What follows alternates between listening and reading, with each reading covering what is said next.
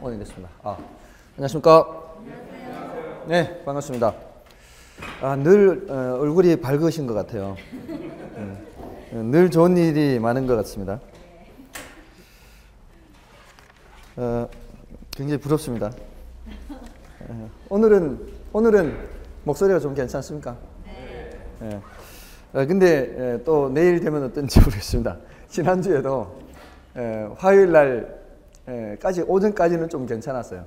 근데 야간 되니까 또 잠기더라고요. 그래서 지난주에도 조금은 고생했습니다. 근데 좀 주말에 좀 쉬니까 여기가 월요일이 제일 좋아요.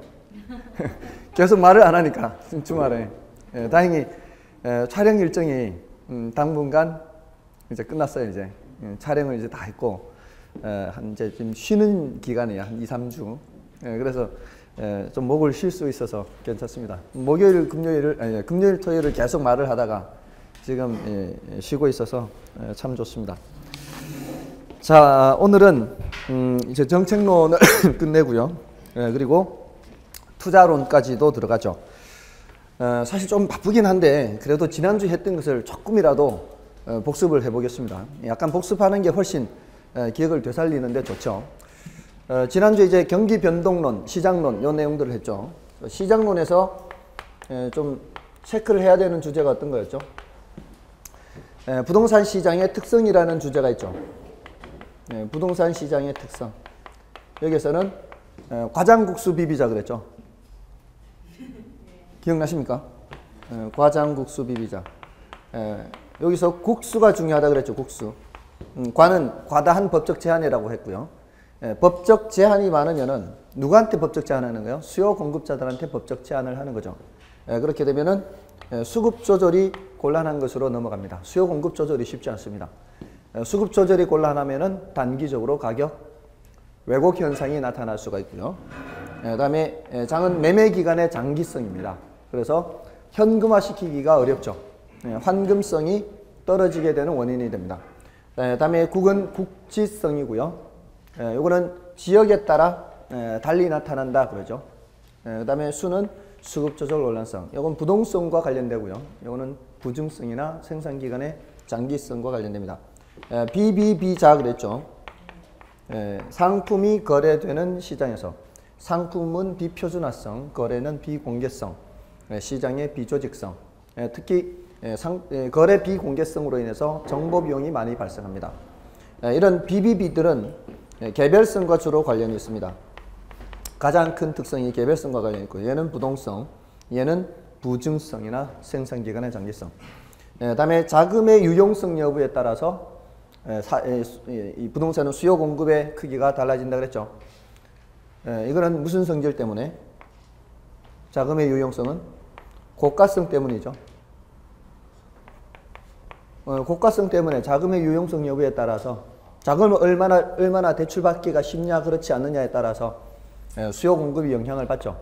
제가 아무리 사과를 좋아한다 해서 담보대출 받아가면서까지 사과를 먹지는 않습니다. 그렇게 이 고가성과 관련이 되는 거고요. 이게 이제 부동산 시장의 특성. 그리고 부동산 시장의 기능에서는 자원 배분 기능 기억하시라 했고요. 그리고 가격 창조 기능 기억하시라 그랬죠. 그 두 가지 기억하시고 그 외에도 뭐 정보 제공 기능이나 교환 기능, 시장에서 이루어지는 그런 기능들이 있어요. 기능하고 특성하고 헷갈리면 안 됩니다. 기능은 어떤 역할이라고 한다면은 이 특성이라고 하는 거는 다른 것과 구별되는 그런 성질들을 말하는 거죠. 그래서 자원 배분한다거나 가격 창조라든가 이런 것들은 시장의 기능입니다. 그리고 교환 기능, 정보 제공 기능. 아셨죠? 특히 그 네 가지, 두 가지에 플러스 2 하면 되겠죠. 여기 이제 플러스 알파로 기능을 공부하는 거였고요. 그다음에 이제 시장의 효율성에 대해서 공부했죠. 효율적 시장 이론. 효율적 시장 이론에서는 약성 효율적, 준강성 효율적, 강성 효율적. 약성 효율적 시장은 과거 정보가 반영되어 있는 시장. 준강성 효율적 시장은 현재 공표 정보까지 반영되어 있는 시장. 강성 효율적 시장은 내부 정보까지 반영되어 있는 시장. 현실적으로는 불가능하다 그랬죠. 현실적으로는 이런 정도의 시장이고요. 강성 효율적 시장에서는 모든 정보가 다 반영되어 있기 때문에 어떤 경우에도 초과이윤을 얻을 수가 없다고 했고요. 얘네들은 보다 우수한 정보를 이용하면 초과이윤을 얻을 수가 있다. 그리고 이런 용어도 함께 기억하시라고 그랬죠. 기술적 분석, 그리고 기본적 분석. 과거 정보를 분석하는 것을 기술적 분석, 현재 공표 정보 분석하는 것을 기본적 분석, 이렇게 얘기한다 그랬죠. 그래서 약성 효율적 시장에서는 기술적 분석으로는 초과이윤을 얻을 수가 없다. 보다 우수한 정보를 이용해야 되는데 여기 과거 정보 분석하는 것으로는 초과이윤을 얻을 수가 없죠. 그리고 기본적 분석은 현재 공표 정보까지 분석하는 거죠. 현재 공표 정보까지 분석하는 건데, 이런 준강성 효율적 시장에서는 이런 분석으로 현재 공표 정보예요. 현재 공표, 글씨가 좀 잘 안 보이나요? 죄송합니다. 별로 잘 써놓지도 않고서 현재 공표 정보. 준강성 효율적 시장에서는 이런 정보가 보다 우수한 정보예요. 맞나요? 준강성 효율적 시장에서는 이 정보가 보다 우수한 정보예요? 그렇지 않은 정보예요? 보다 우수한 정보가 아니잖아요. 준강성 효율적 시장은 어느 정보까지 반영되어 있어요? 현재 공표 정보까지 반영되어 있잖아요. 그러면은 이런 정보는 보다 우수한 정보가 아닌 거죠. 반영되어 있기 때문에. 보다 우수한 정보는 얘가 모르는 정보가, 시장이 모르는 정보가 보다 우수한 정보죠. 그래서 준강성 효율적 시장에서는 기본적 분석으로 초과이윤을 얻을 수 있다 없다? 초과이윤을 얻을 수 없다 이 말이에요. 그래서 요 짝짓기 하면 되죠. 약성 효율적 시장에서는 이러한 분석으로 초과이윤을 얻을 수 없고, 준강성 효율적 시장에서는 기본적 분석으로 초과이윤을 얻을 수 없다. 그러면 기술적 분석으로 준강성 효율적 시장에서 초과이윤을 얻을 수 있나요? 당연히 안 되는 겁니다. 이거는 보다 우수한 정보가 아닌 거죠. 자, 이런 내용들을 했었고요. 그 다음에 경기변동론. 경기변동론에서는 부동산 경기의 특성 했죠. 부동산 경기 특성. 그 부동산 경기 특성, 이걸 위주로 하고요. 그 다음에 순환 국면 특성이 있죠. 순환 국면 특성. 여기 이제 주로 출제되고요. 거기 이제 거미집 모형이 들어가 있죠. 거미집 모형은 원래는 중요도가 좀 낮다 그랬습니다. 근데 이거 말고 부동산 경기 유형이라고 해서 경기 유형, 순환 변동이 있고 또 계절 변동도 있고 또 장기 변동도 있고 무작위 변동이 있죠. 이렇게 여러 가지 변동이 있습니다. 근데 우리가 주로 살펴보는 건 어떤 변동이에요? 순환 변동이에요. 이런 것들은 별로 중요하지 않습니다. 중요도가 낮습니다. 뜻만 알면 돼요. 특히 장기 변동 있죠. 이 장기 변동이 이제 좀 오해를 할 수는 있어요. 좀 왜 그런가 좀 의아해 할 수가 있습니다. 여기서 이제 부동산 경기 특성에서 얘기할 때 주기는 더 길다, 진폭은 더 크다 이렇게 얘기하잖아요. 요거는 여기서 말하는 주기는 순환 변동을 말하는 거예요. 순환 변동. 그러니까 일반 경기에도 순환 변동이 있고 부동산 경기에도 순환 변동이 있고요. 일반 경기에도 장기 변동이 있고 부동산 경기에도 장기 변동이 있어요. 근데 그 장기 변동은 별로 중요하지는 않은데 순환 변동에서 부동산이 주기가 더 길다라는 얘기예요. 근데 장기 변동으로 가면은 일반 경기에서의 장기 변동은요, 한 100년 가까이 돼요. 최소 60년 이상이에요. 최소 60년 이상. 그래서 80년에서 100년 가까이 가거든요. 일반 경기에서의 장기 변동은. 근데 그 부동산 경기에서 장기 변동, 일반 경기와 부동산 경기 이렇게 장기 변동에서 일반 경기에서의 장기 변동은 거의 막 80에서 100년까지 가고 부동산 경기에서의 장기 변동은 인근 지역의 생애 주기하고 비슷해요. 어떤 지역이 새로 생겨서 성장하고 성숙되고 쇠퇴하고 천위기를 거치면서 이런 시기가 길어야 5, 60년이거든. 이게 길어야 5, 60년. 그러니까 장기 변동에서는 누가 더 길어요? 최소 60년에도 100년 이렇게 되거든요. 그러니까 장기 변동에서는 일반 경기가 더 길어요. 그리고 이런 게 다 절대적인 것이 아니기 때문에 이런 거는 잘 묻지를 않습니다. 그냥 주기가 길게 나타난다, 장기적인 성장 추세다, 뭐 이렇게밖에 할 수가 없어요. 이런 숫자들이 그렇게 중요한 건 아니에요. 다만 우리 교재에 있는 게 그렇게 돼 있죠. 이거 이제 여러분들 그 게시판에 질문 게시판에 질문 올라와 있는 거 혹시 보셨나요? 질문 게시판에 질문 올라와 있는 게 바로 그걸 뜻하는 거예요. 그래서 여러분 교재를 보시면은 교재에서 159쪽을 보세요. 159쪽에 보시면은 동그라미 2번 부동산 경기 변동의 특징의 밑에 보시면 동그라미 2번에 일반 경기 변동에 비해 변동 주기 기간이 약 2배 정도 길다 이렇게 돼 있죠. 그거는 무슨 변동을 말하는 거예요? 순환 변동을 말하는 거예요. 159쪽에 동그라미 2번에서 말하는 거는 순환 변동이 약 2배 더 길다는 얘기예요. 이게 주기가 더 길다라는 게.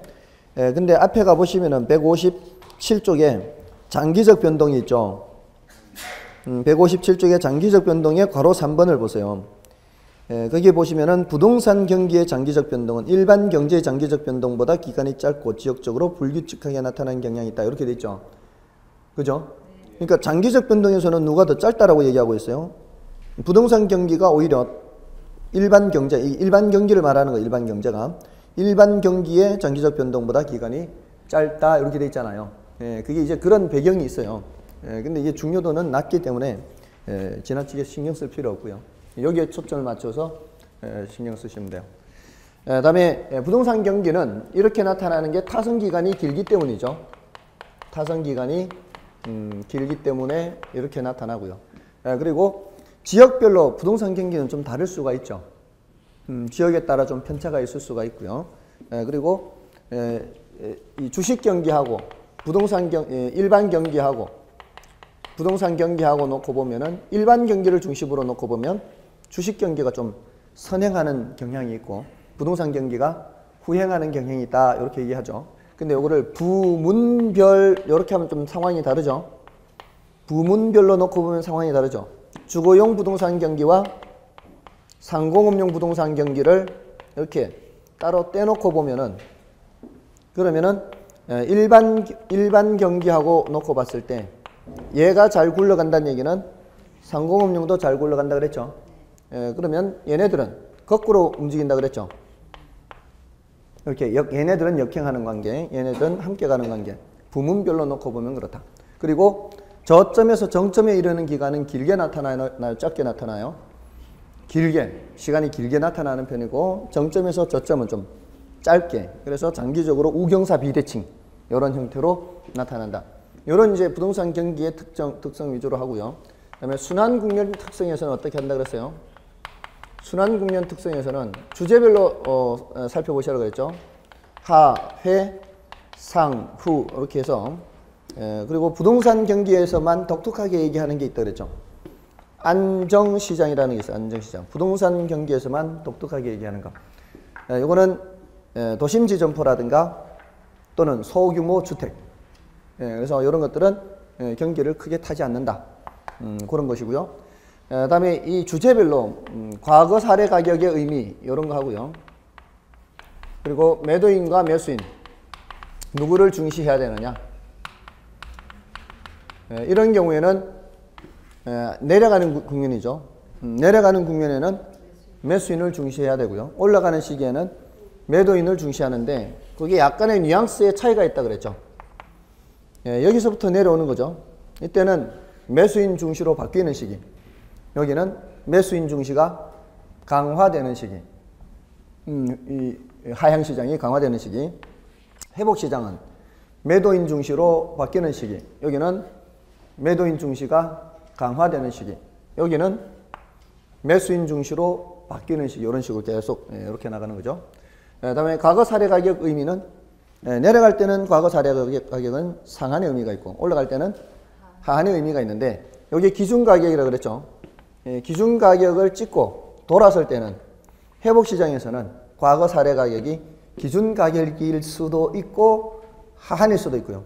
많이 올라가 버리면은 여기 상향에서는 기준 가격에서 많이 올라온 상태에서는 과거 사례 가격은 하한의 의미가 있다. 이렇게만 표현을 하고요. 혹시 지난주 이거 안 했나요? 했어요. 했죠? 갑자기 역시나 또 포맷이 되어 오셨나? 다음에 이렇게 내려갈 때는요. 위 기준 가격이요. 위 기준 가격에서 멀리 떨어지지 않은 상태에서는 과거 사례 가격은 기준 가격이거나 상한의 의미가 있고 많이 내려와 버리면은 많이 내려온 상태에서 과거 사례 가격은 상한의 의미가 있다. 이런 식으로 좀 말씀을 드렸었죠. 이런 내용들을 했고요. 그다음에 거미집 모형에서는 어떤 걸 기억하시라 그랬죠? 거미집 모형에서는 이게 수렴형이냐 발산형이냐 이런 거 했죠.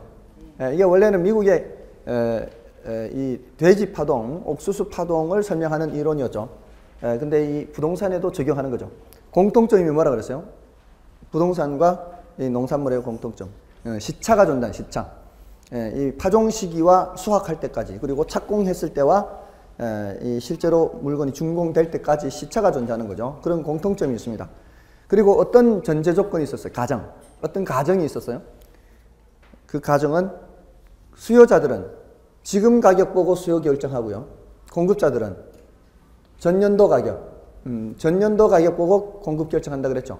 근데 요거를 한 번만 그러는 게 아니고 계속 반복하죠. 바보같이. 바보 같은 생각을 하는 거예요. 진짜 사람이라면 그렇게 하겠습니까? 진짜 사람이라면 한 2, 3년 지나면은 한 번쯤은 생각해 볼 거 아니에요. 근데 이걸 똑같은 잘못을 반복하는 그 가정이 조금은 비판을 받아요. 사람을 이 기계처럼, 기계 그 회로도처럼 그렇게만 생각하고 있다. 근데 여기서 이제 결론은 뭐예요? 수렴형, 발산형 해서 수렴형은 어떤 거예요? 누가 더 탄력적이요? 수요가 더 탄력, 수탄수 그래요, 수탄수. 수요가 더 탄력적이면 수렴형. 공탄발 뭐 이렇게도 할 수 있는데 공급이 더 탄력적이면 발산형이다. 이렇게 이제 수탄수 하나만 알아도 뭐 사실은 나머지는 자동으로 해결이 되죠. 근데 이거를 기울기 절대값으로 얘기하면은 반대로 해야 된다 그랬죠. 수요 곡선의 기울기 절대값보다 공급 곡선의 기울기 절대값이 더 커야 수렴형이 됩니다. 그런 내용들 했고요. 경기 변동에서. 그리고 마지막 주제가 정부의 시장 개입이었죠. 정부가 시장에 개입하는 이유, 개입 필요성이죠. 개입 필요성에 두 개 주제가 있죠. 하나는 정치적 기능, 하나는 경제적 기능. 정치적 기능 또는 정책적 기능 할 수 있고요. 경제적 기능. 요거는 다시 세수로 나누어지죠. 요거는 이제 세수로 나누어지는 게 아니라 요 정치적 기능은 다른 표현으로 사회적 목표를 달성한다. 이렇게 표현할 수 있다 그랬죠. 여기서는 뭘 수정한다? 이건 사회적 목표를 달성하는 거고, 요거는 시장 실패를 수정한다 그랬죠. 굉장히 중요하다 그랬죠. 시장 실패가. 그래서 시장 실패를 더 했죠. 그리고 얘는 소득 분배의 형평성 측면이라 그랬죠. 주로 형평성 측면에. 요놈은요? 요놈은 자원 배분의 효율성 측면. 어떻게 하면 자원을 더 효율적으로 사용하느냐. 이렇게 하고요. 그 다음에 개입 수단은 어떤 것들이 있었어요? 개입 수단은 직접 개입이 있고요. 어떻게 개입하느냐는 거잖아요. 이거는 왜 개입하느냐? 왜 개입하느냐? 이런 이유 때문에 개입한다 이 말이에요. 이런 이유 때문에. 뭐 어떻게 개입하느냐? 직접 개입도 있고 뭐고도 있고요. 간접 개입도 있고요. 또 토지 이용 규제. 여기까지 안 했나요? 이거 안 했나요?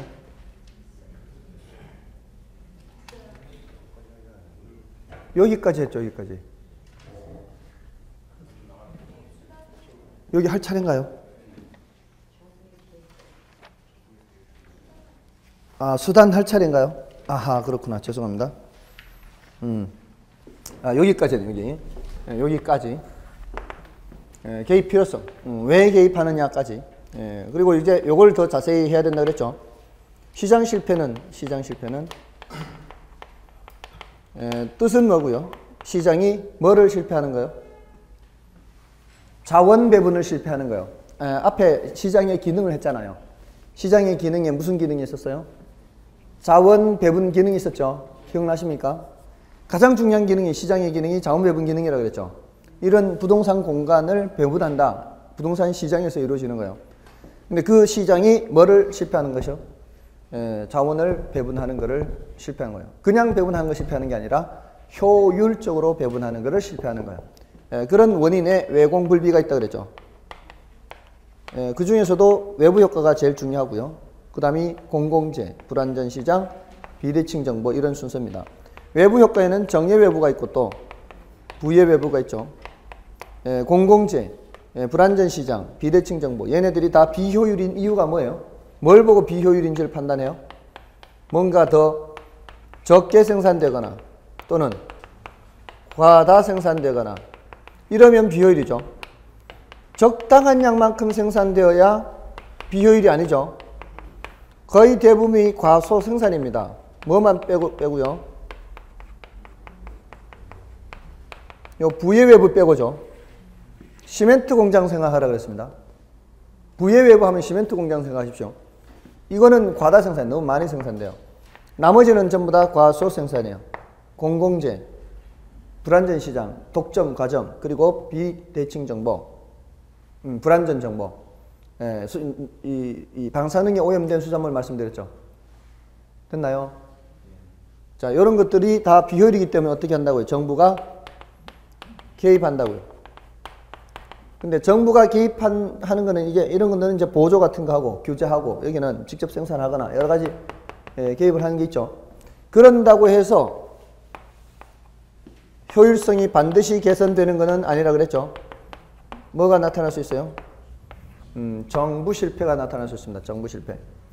시장 실패에 대응해서 정부 실패가 나타날 수 있습니다. 그래서 이거 188쪽에 4번에 있죠. 4번에 맨 위에 비대칭 정보 밑에 정부의 시장 개입과 정부 실패입니다. 정부 실패. 그래서 자, 여기까지가 이제 시장 개입 필요성까지고요. 이게 이제 지난주에 했는 내용이고요.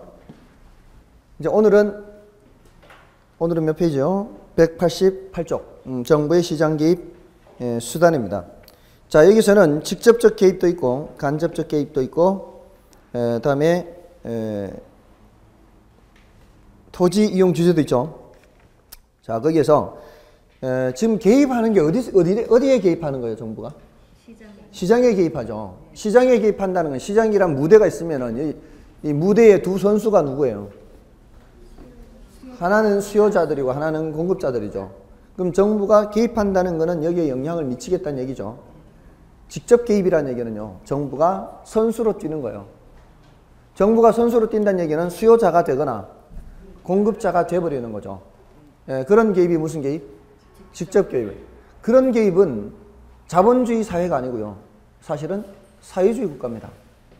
사회주의 국가는 자원 배분을 누가 한다 그랬어요? 국가, 정부가 하잖아요. 그러니까 정부가 나서서 수요 공급을 하겠다는 얘기가 정부가 직접 자원 배분하겠다는 얘기죠. 이거는 그렇게 바람직한 정책이 아니에요. 직접 개입은 될 수 있으면 안 하는 게 좋다 이 말이에요. 그렇게 하면은 자본주의의 효율성을 많이 떨어뜨려요. 자, 이게 여러분들 이게 멀리 갈 필요 없어요. 자, 들어보세요. 정부가 직접 개입하면 왜 효율성이 떨어지는가 하면은 정부가 직접 개입한다는 게 무슨 뭐 기획재정부가 직접 뭐를 사거나 이러는 게 아니에요. 여러분들 미분양 아파트를 해결하는 방법 중에 직접 개입은 정부가 사주는 거죠. 근데 행정부처가 직접 사는 게 아니고 누가 사는가 하면은 무슨 공사를 통해서 사요. 공사. 정부가 공무원이니까 공무원이 있는 그 조직에서 직접 사는 게 아니에요. 그러니까 그런 업무를 하도록 공기업을 만드는 거예요. 그러니까 공기업이 하는 거는 직접 개입인 거예요. 공기업이 나서서 하는 거는. 그러니까 공기업이 나서서 하면은 얘네들이 효율적으로 할 것 같습니까? 효율적으로 안 해요. 사장부터가 누구예요? 공무원 아니죠. 사장부터가 낙하산 타고 오잖아요. 사장부터 낙하산 타고 오잖아요. 공기업들은. 공사 사장들이. 이 사람들은 정권 바뀌면 그냥 끝나는 거죠. 잘못한다고 책임 추궁하는 거 있습니까? 없어요. 잘한다고 특별히 뭐 더 주는 거 있습니까? 없어요. 아무런 책임의식이 없어요. 물론 이제 그 중에는 또 이렇게 열심히 하는 사람도 있죠. 지난번에 보니까 뭐 건강보험공단 이사장이 자기가 퇴직 후에 보험료가 제로가 된다고 연금 받는 것도 있고 막 이렇게 있는데 자기 와이프에 이렇게 피부양자로 등록이 되면서 소득은 많은데도 불구하고 의료보험 없다고 의료보험 그 공단 사장이 퇴직하면서 그 자리를 물러나면서 이런 게 제대로 된 의료보험 체계냐 그랬는데도 그걸 안 바꿨잖아요. 아무 의식이 없는, 책임의식이 없는 거지. 이거 저는 한 10년 가까이 전부터 이거 문제 있다고 얘기를 한 사람이에요. 근데 아직도 안 바뀌었어요. 10년 전부터 문제 있었던 거예요. 그러니까 지역의료보험 하는 그 가입돼 있는 사람들한테 엄청 부담을 많이 주는 거예요, 지금. 그러니까 사실은 상식적으로 생각해 보세요. 퇴직을 하게 되면은 월급이 줄어들잖아요. 그러면은 의료보험 같은 게 오히려 작아져야 그게 정상이잖아요. 근데 오히려 퇴직하면은 의료보험료가 올라가 버려요. 소득도 없는데. 이게 무슨 정상적인 의료보험 체계가 아니거든. 안 해보셨나요, 그런 거? 혹시? 경험해 보셨어요? 퇴직을 안 해보셔서. 경험해 보셨어요? 분명히 이상하죠? 그럼 말이 안 되는 거예요, 그게. 소득이 적어지면 오히려 이 보험료가 줄어들어야 되는데 보험료가 오히려 늘어요. 말도 안 되는 거잖아요. 근데 그 뭐 거기 의료보험공단에 얘기한들 소용이 없어요. 그 사람들은 그냥 법에 정해진 대로 집행만 할 뿐이에요. 그 사람들한테 아무리 얘기해봐야 소용이 없어요. 그래서 막 국민고충처리위원회도 얘기하고요. 다 얘기했습니다. 예, 했는데 없어요. 그래서 민변은 직장보험으로 지금 완충 시간을 주고. 아, 그래요? 언제부터요, 그게? 제가 이번에 퇴직했는데 예.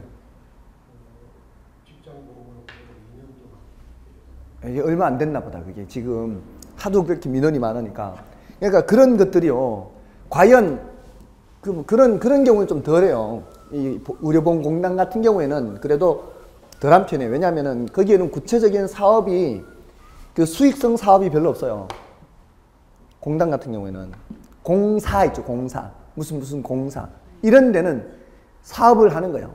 그러니까 얘네들은 꼭 적자를 본다는 보장이 없어요. 왜냐하면은 토지 수용해가지고 택지 개발해서 분양하고 할 때는 이렇게 또 싸게 수용해서 비싸게 분양하고 하면은 수익이 날 수도 있거든요. 예, 근데 얘네들이 책임있게 안 한단 말이에요. 그러니까 공기업이 할 때 제대로만 하면은 좀 그렇지 않을 수 있지만 이게 직접 개입이잖아요. 직접 개입 지금. 직접 개입 말씀드리는 거예요. 공기업이 그렇게 할 때는 굉장히 효율성이 떨어요. 민간 기업보다. 책임의식이 없다고요. 자기 돈이 아니라고 그냥 막 허투루 쓰고요. 그렇게 비효율적으로 운영을 하게 돼요. 그러니까 될 수 있으면은 직접 개입은 별로 좋은 방법이 아니에요. 그래서 개입 수단에서는 직접 개입은 별로 좋은 방법이 아닙니다. 간접 개입이 그나마 조금 더 나은 방법이에요. 이거는 효율성을 크게 떨어뜨리지 않아요. 얘는 효율성을 크게 떨어뜨립니다. 수요 공급자 역할을 하면서 요거는 각종 지원이나 보조예요. 지원이나 보조 또는 감면, 뭐 조세 감면 뭐 이런 것들이요. 그리고 토지 이용 규제 이런 게 있어요. 토지 이용 규제. 요거는 토지 사용자로 하여금 바람직한 방향으로 유도하는 거예요. 유도. 뭐 이렇게 하세요. 대표적인 게 지역지구제예요. 여러분들 공법에서 배우시잖아요. 지역지구제. 그럼 여기는 주거지역, 상업지역, 공업지역 이렇게 정해놓고 여기는 뭐가 들어설 수 있다, 여기는 뭐가 들어설 수 없다, 몇 층까지 지을 수 있다, 용적률 몇 프로다 이렇게 딱 정해놓으면은 거기에 맞게끔 사람들이 이용을 하는 거죠. 그렇게 바람직한 방향으로 유도하는 거예요. 토지 소유자로 하여금, 소유자 또는 이용자로 하여금 요게 바람직한 방향으로 유도, 바람직한 방향으로 유도하는 거예요. 여기 이제 지역지구제나 뭐 각종 건축 규제 같은 그런 것들이 대표적이에요. 그래서 지금 이런 정책도 있고요. 경우에 따라 이런 정책도 있어요. 우리 이제 곧 공부하게 될 토지정책, 주택정책 이런 것들이 다 이런 것도 있고 이런 것도 있습니다. 지금 바로 다음에 나오는 그 직접적 개입 수단의 토지은행제도 있죠. 토지비축제도. 자, 요게 이제 직접 개입의 하나예요. 수요자 역할을 하는 거예요. 토지은행제도 정도는 알아두셔야 됩니다. 토지은행제도. 토지은행제도는 토지비축제도예요. 그 박스 안에 있죠? 토지비축제도. 비축이라고 하는 것은 지금 당장의 필요에 대비하는 게 아니라 나중을 필요로 하는, 나중에 대비하는 거죠. 지금 당장의 필요가 아니고 나중을 대비하는 것이 비축이라는 겁니다. 요 토지 비축은 우리나라에서 지금 LH공사에서 하고 있어요. 이미 시행하고 있습니다. LH가 어디예요? L이 뭐예요? L이? L이 랜드고요. H가 하우스. 토지주택공사예요. 토지주택공사. 여기에서 지금 이 토지은행 계정이라는 걸 두고 있어요. 토지은행 계정. 토지은행 계정이라고 해서 이거는 독립되어 있어요. 이거는 독립되어 있어요. 따로 LH공사 계정과는 별도로 되어 있어요. 얘가 사업하다 적자 볼 수 있잖아요. 그러니까 얘는 별도 관리해야 돼요. 얘하고는 별도로. 그래서 여기에서 공공개발용 하고요. 공공개발용, 수급조절용 이렇게 나누어요. 공공개발용과 수급조절용으로 나누어서 공공개발용과 수급조절용의 차이는 얘는 공공이란 단어가 있죠. 얘는 공공이란 단어가 없죠. 그래서 얘는 수용이 가능해요. 수용. 얘는 수용이 불가해요. 수용이 뭔지 아시죠? 강제로 취득하는 거죠. 자, 이 공공이란 단어 때문에 가능한 겁니다. 우리 헌법 23조 3항에는 국민의 재산권을 침해하는 경우를 세 가지를 들고 있습니다. 국가가 국민의 재산권을 침해할 수 있는 경우를 세 가지를 들고 있어요. 그게 강제 수용, 강제 사용, 그 다음에 제한이거든요. 그게 세 가지. 강제로 취득하는 거, 강제로 사용하는 거, 이렇게 하지 마라, 저렇게 해라, 이렇게 제한하는 게 있어요. 근데 그 세 가지 모두 다 공공 필요할 때만 할 수 있어요. 공공 필요할 때만 수용할 수 있고 사용할 수 있고 제한할 수가 있어요. 그냥 단지 수급 조절용으로는 그렇게 할 수가 없어요. 아시겠어요? 공공이라는 말 때문에 수용이 가능한 거예요. 그 외에 협의 매수도 가능하고 이쪽은 선매도 되고요. 근데 이쪽은 협의 매수, 선매 이런 것만 돼요. 수용이 안 돼요. 아셨죠? 그런 차이가 있어요. 이 비축을 하더라도. 근데 지금 비축이 제대로 될까요? 지금 비축이 제대로 되겠습니까? 안 되겠습니까? 지금 안 그래도 국가 재정이 적자인 상황에서 제대로 비축은 되지 않고 있는 상황일 겁니다. 다음에 요 이제 장단점 세 가지 정도는 알아두십시오. 장점의 세 가지와 단점의 세 가지. 장점은 미리 비축하기 때문에 가질 수 있는 장점이에요. 그래서 그 장점에 무계획적인 토지 이용을 막을 수 있다 이렇게 돼 있죠. 그러면 거꾸로 얘기하면은 계획적 이용이 가능하죠. 계획적 이용이 가능. 요거 하고요. 다음에 두 번째 B, 개발이익 환수. 여기 키워드죠. 개발이익 환수. 개발이익 환수가 가능한 이유는 미리 쌀 때 사둔다는 얘기죠. 맞나요? 미리 쌀 때 사두기 때문에 땅값이 올라가더라도 누구 것이 되는 거예요? 국가 것이 되는 겁니다. 다음에 적시에 저렴하게 공급. 적시에 저렴하게 공급. 적시 또는 적기에 필요할 때 바로 공급할 수 있다 이 말입니다. 다음에 단기적으로는요. 단점으로는 이게 미리 갖고 있기 때문에 발생하는 단점입니다. 이게 막대한 매입 비용이 발생합니다. 막대한 매입 비용.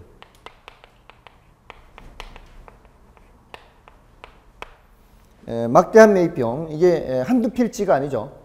굉장히 여러 필지를 한꺼번에 비축을 해둬야 됩니다. 그것도 지금 당장 필요한 것이 아니고 언제 필요한 거예요? 나중에 필요한 거죠. 그러기 위해서 돈을 묶어놔야 됩니다. 다음에 미리 갖게 되면은 관리 문제가 있어요. 관리 문제. 자, 이 사람들이 관리를 제대로 하느냐 이 말입니다. 관리를 제대로 안 하면은 무슨 문제가 나타날 수 있어요?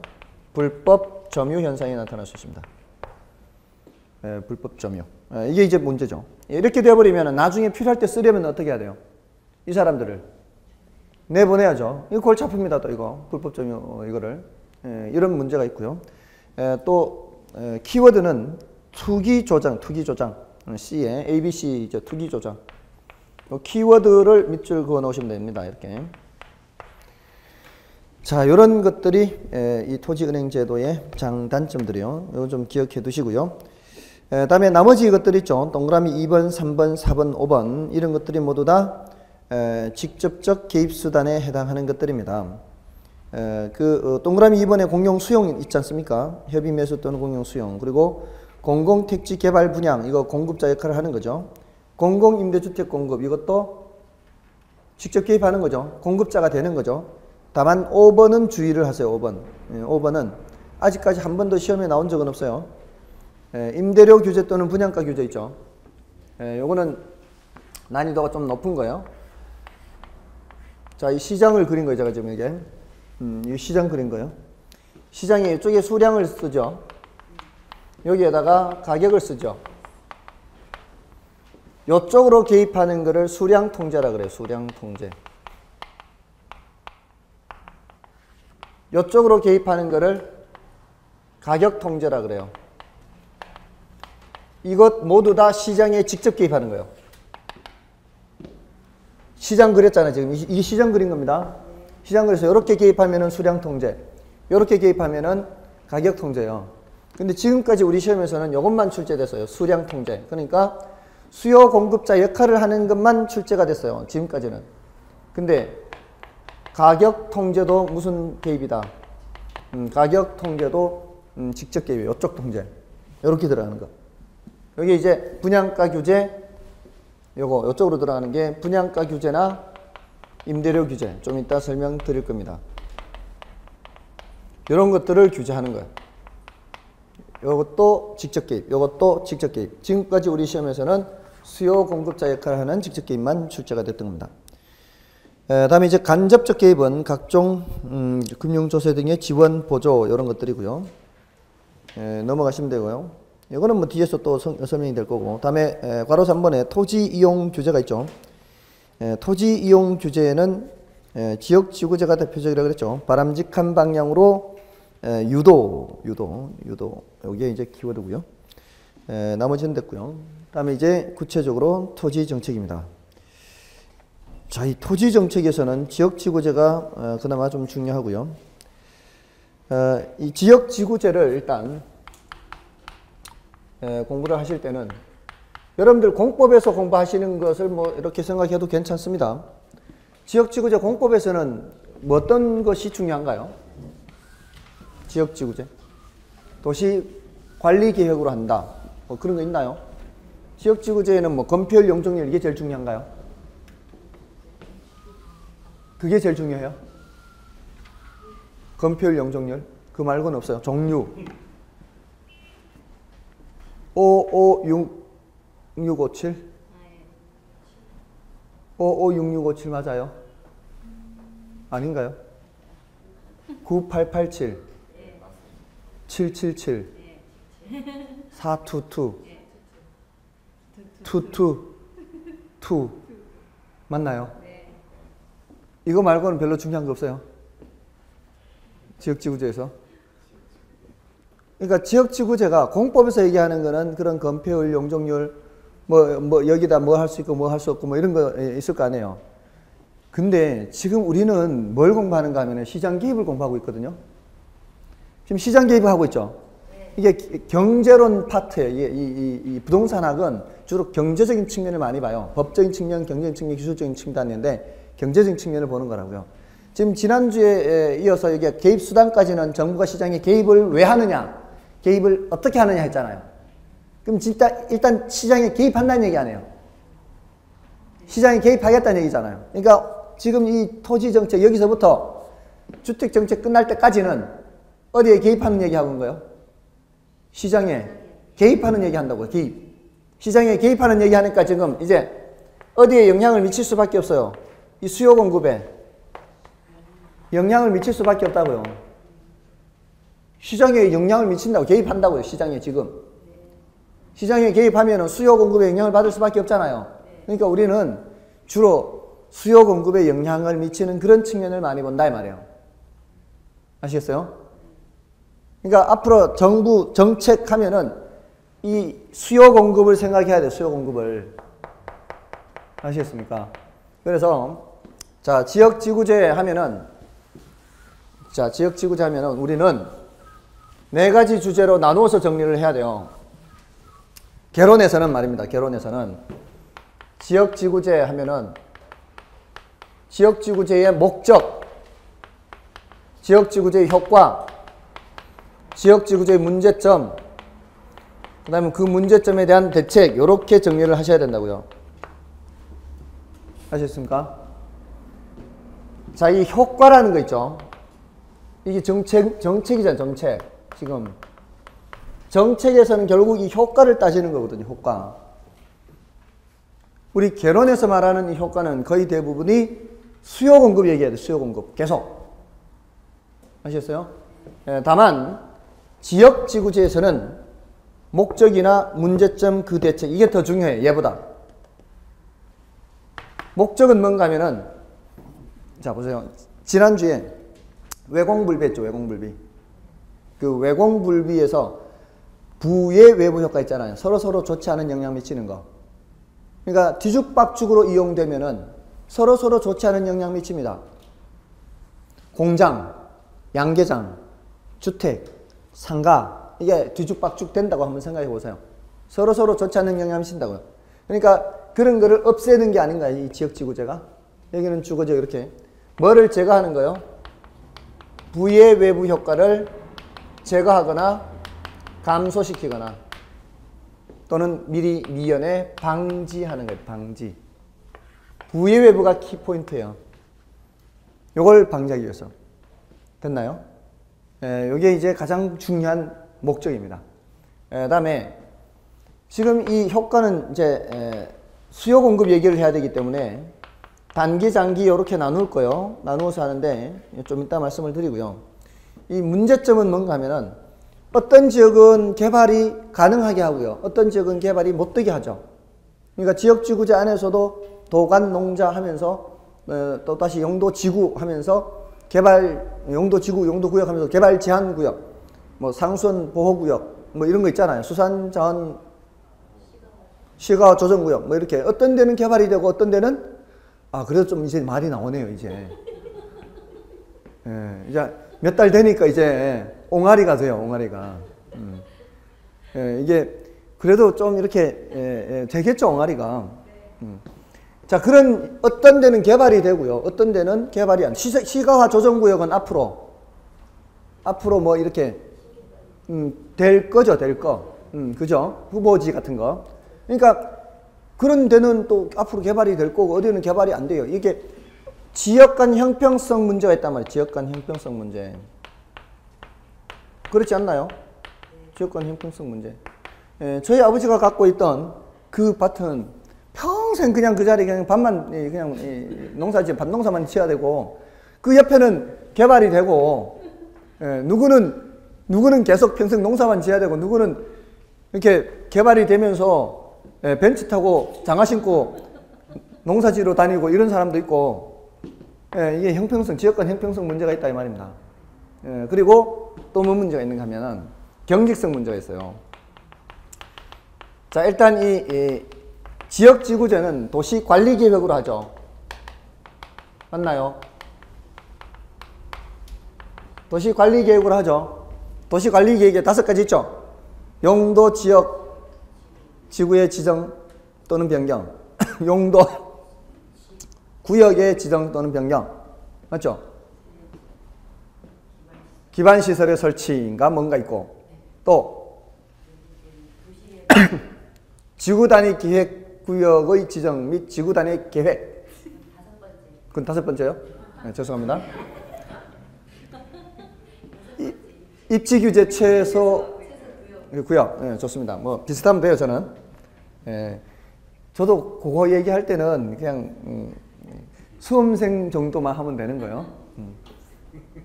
자, 어쨌든 그런 여러 가지 것들을 다 이 도시관리계획으로 하는데 요거 5년마다 타당성 검토하죠. 5년마다 타당성 검토하기 때문에 사회는 계속 변해 나가도요. 얘는 바로바로 못 바꾼다고. 사회는 계속 변하는데도 얘는 얼마마다 바꿔야 돼요? 5년마다 상황 변화에 따라서 신축적으로 할 수가 없어요. 예, 그래서 이런 데 대한 대책이 필요하다고요. 이런 데 대한 대책. 그래서 여기에 대한 대책으로 대표적인 게 TDR. 이게 뭐예요? 개발권 양도제. 이렇게 개발권 양도제. 들어보셨나요? 자, 이 개발권 양도제 있고 여기는 지구 단위 계획. 이게 바로 대표적이에요. 지구 단위 계획. 이걸 매스컴에서는 뭐라고 하는가 하면은 뉴타운이라 그래 이거. 매스컴에서 뉴타운이라 하는 거 있죠. 예, 그는 얘네들은 뭔가를 좀 신축적으로 적용해요. 개론에서는 계획 단위 개발이라고도 할 수 있어요.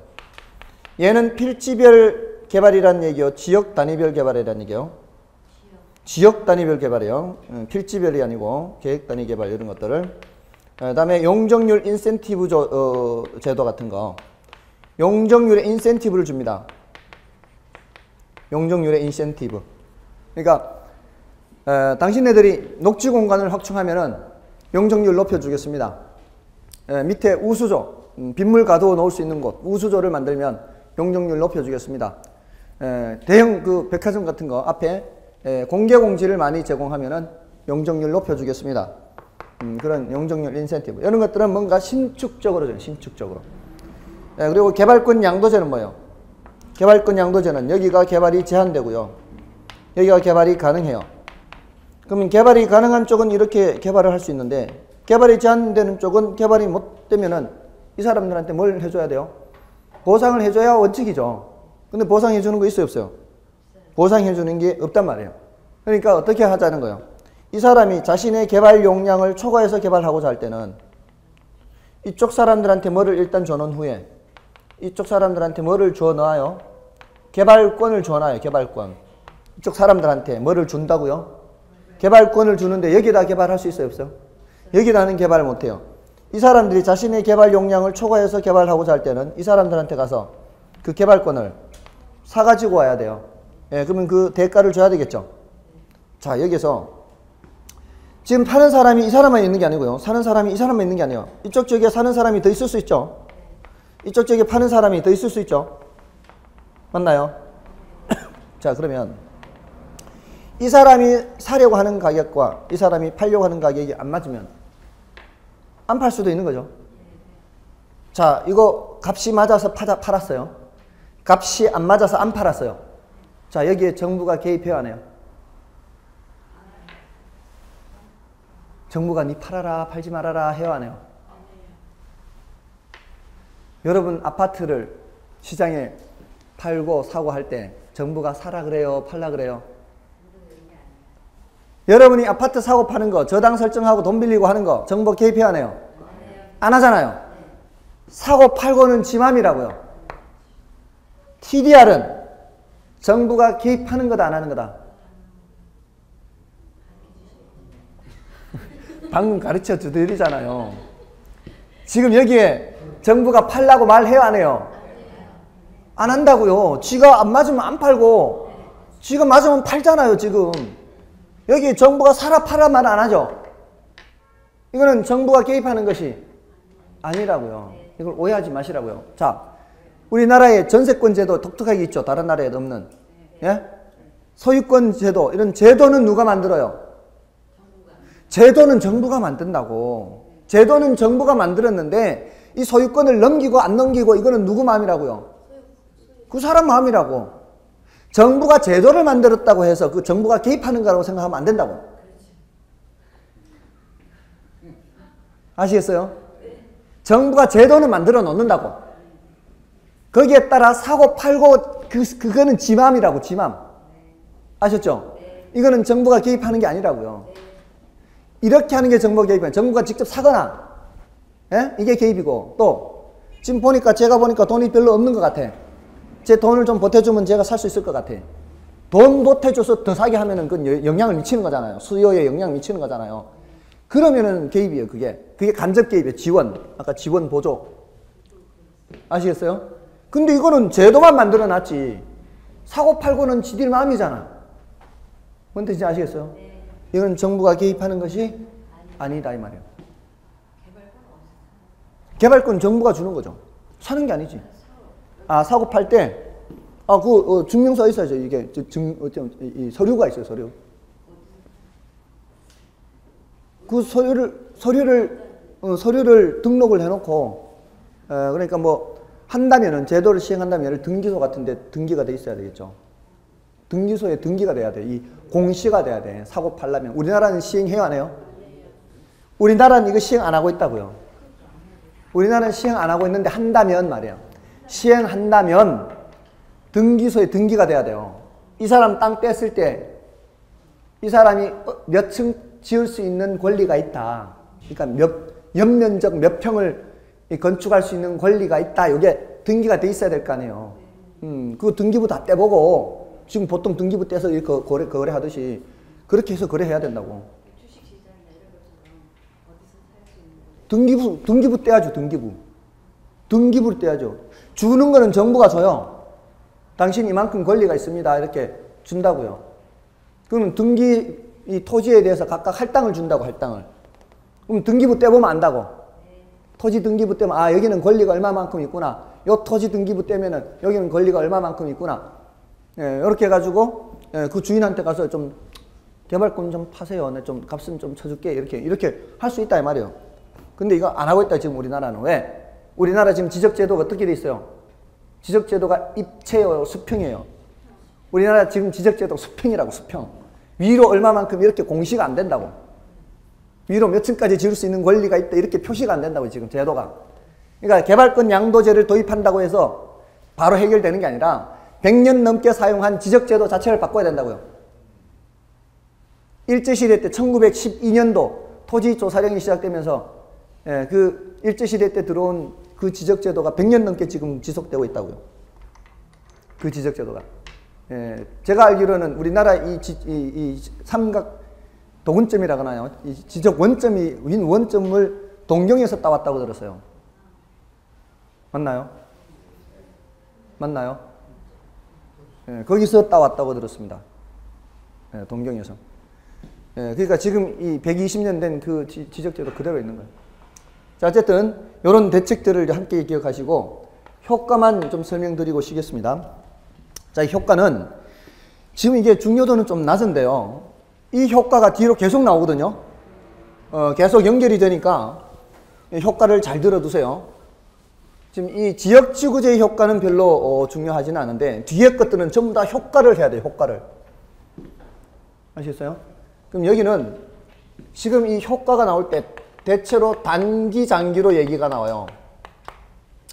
단기 효과는 수요 변화로부터 시작해야 되고요.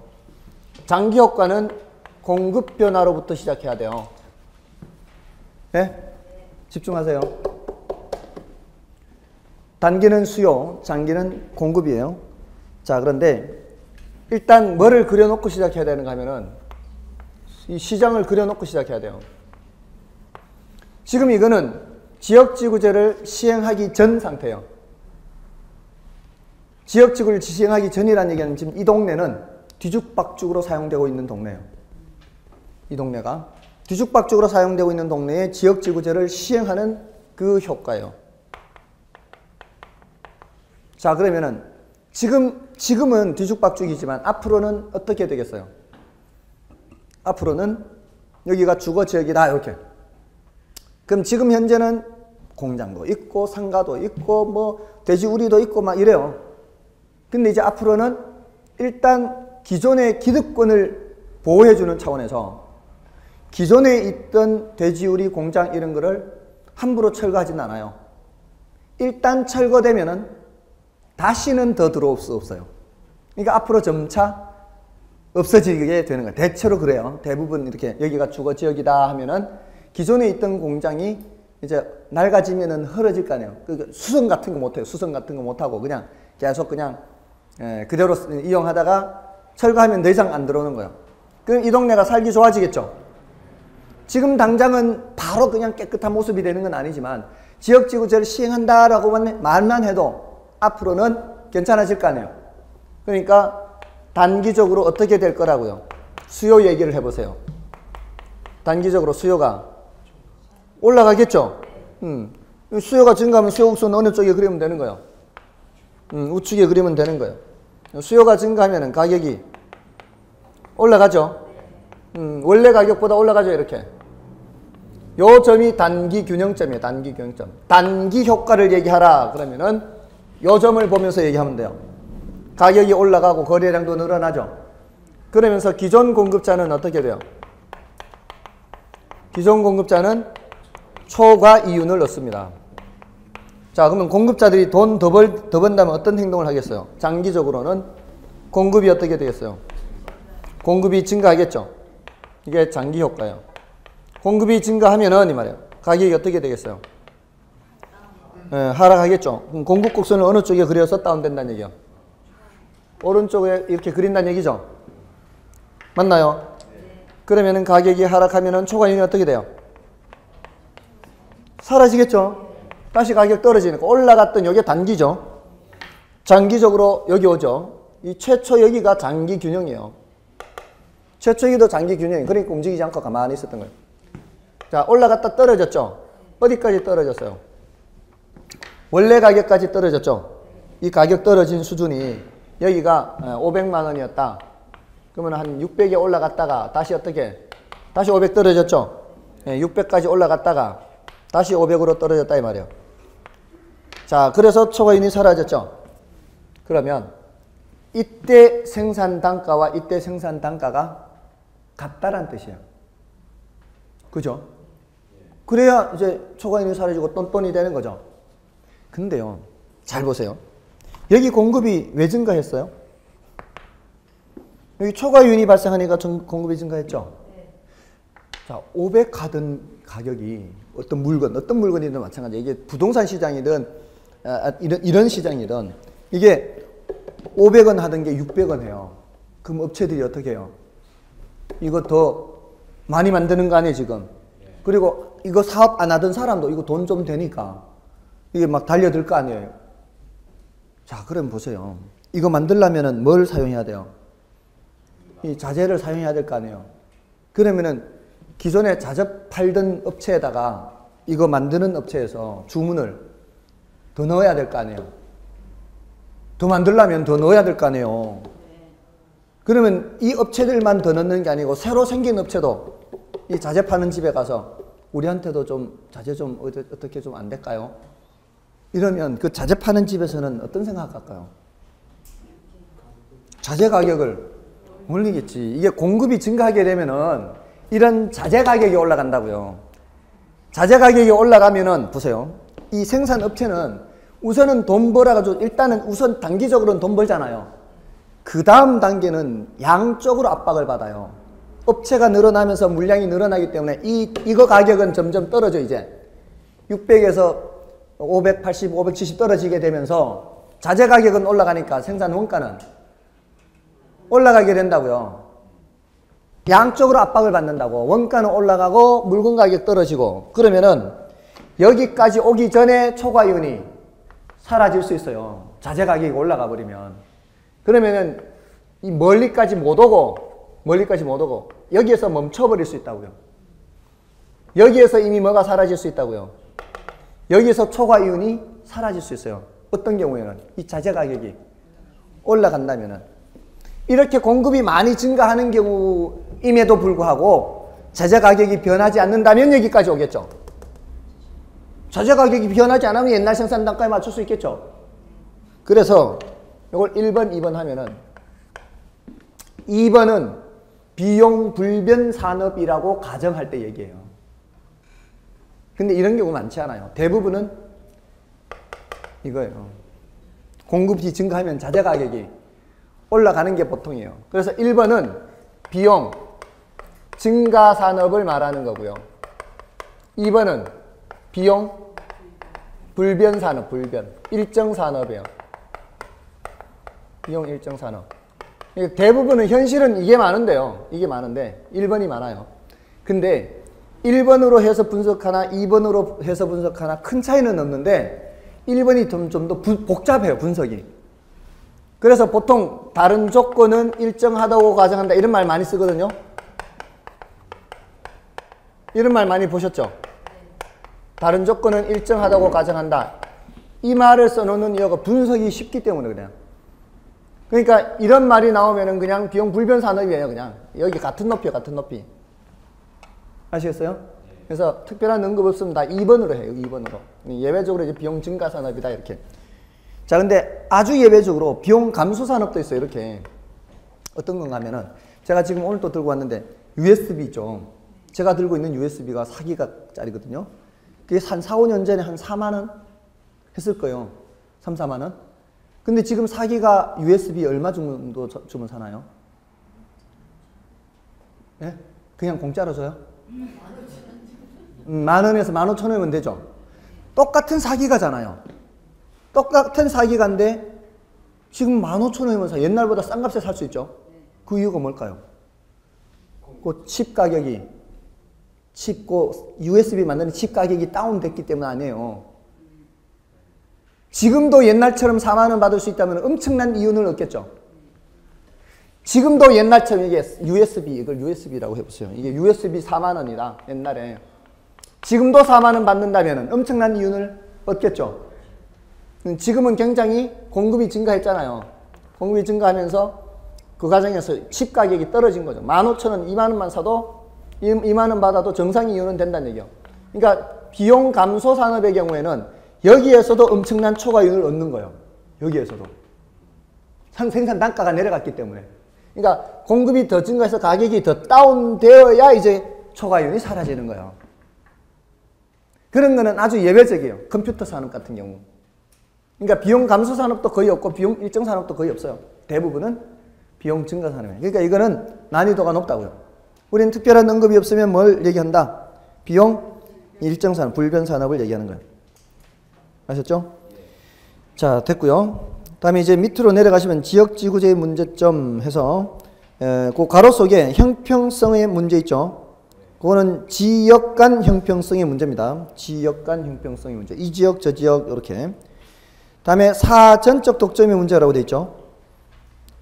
가로 속에 사전적 독점의 문제도 지역 간 형평성 문제와 같습니다. 그렇게 연결해서 기억하세요. 다음에 이제 경직성 문제. 아까 이거는 이제 아까 말씀드렸고요. 다음에 이제 넘어가기 전에 하나 왼쪽 페이지에 체크할 게 있어요. 반가로 3번 보세요. 왼쪽 페이지에 반가로 3번. 지역지구제.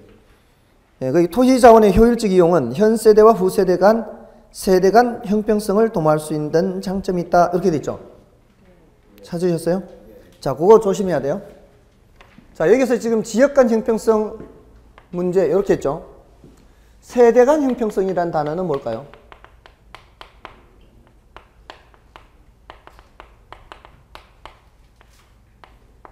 지금 세대와 다음 세대를 말하는 거예요. 지금 세대가 토지를 효율적으로 이용하면 다음 세대가 쓸 수 있는 토지의 여유가 많아지죠. 바로 그걸 말하는 겁니다. 지금 이 지역지구제는 토지를 효율적으로 이용하고자 하는 거죠. 이게 효율적으로 이용하는 거잖아요. 그러면은 다음 세대가 쓸 수 있는 토지의 여유가 많아지겠죠.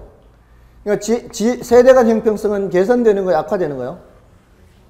세대 간 형평성은 개선되는 거예요. 근데 지역 간 형평성 문제라고 한 것은 지역 간 형평성은 악화되는 거죠. 지역 간 형평성과 세대 간 형평성 조심해야 된다고요. 그냥 형평성이 악화된다 이렇게 하면 안 되는 거예요. 지역 간 형평성은 악화되는 거고 세대 간 형평성은 개선되는 겁니다. 그래서 190조 이거 목적의 반가로 3번을 조심하시고요. 아셨죠? 그러니까 오른쪽에 가로 3번 속에 있는 형평성의 문제는 무슨 형평성이라고요? 오른쪽 191쪽에 있는 거요. 괄호 3번 지역지구제 문제점 괄호 속의 형평성 문제는 지역 간 형평성, 지역 간 형평성 문제가 있다는 얘기입니다. 자, 됐고요. 넘어가시고요. 다음에 나머지 이제 그 문제점에서 그 반가로 1번은 지역 간 형평성 문제고요. 반가로 2번과 반가로 3번, 반가로 4번, 반가로 2, 3, 4번은 경직성 문제입니다. 반가로 2, 3, 4번은 경직성 문제. 그리고 반가로 5번도 형평성 문제. 이거는 그래서 부동산에 있어서 문제가 되는 것은 사후적 독점이 아니라 뭐다? 사전적 독점이다. 이거는 사전에 이미 토지를 갖고 있는 사람들한테 이런 문제가 생긴다는 거예요. 지역 간 형평성 문제가 생긴다는 겁니다. 그래서 반가로 1번, 반가로 5번은 지역 간 형평성 문제와 같습니다. 다음 이제 밑에 지역지구제 문제점에 대한 대책으로서 개발권 양도제, 요거는 형평성 문제에 대한 대책이 되죠. 그래서 요거는 좀 자세히 봐두시기 바랍니다. 지역지구제 개발권 양도제는 우리나라가 시행하고 있지 않지만 중요도가 높은 정책입니다. 그리고 오른쪽에 계획단위 개발이나 보상지역제, 요거는 모두 다 경직성 문제에 대한 대책입니다. 됐나요? 자, 이렇게 해서 지역지구제 설명드렸고요.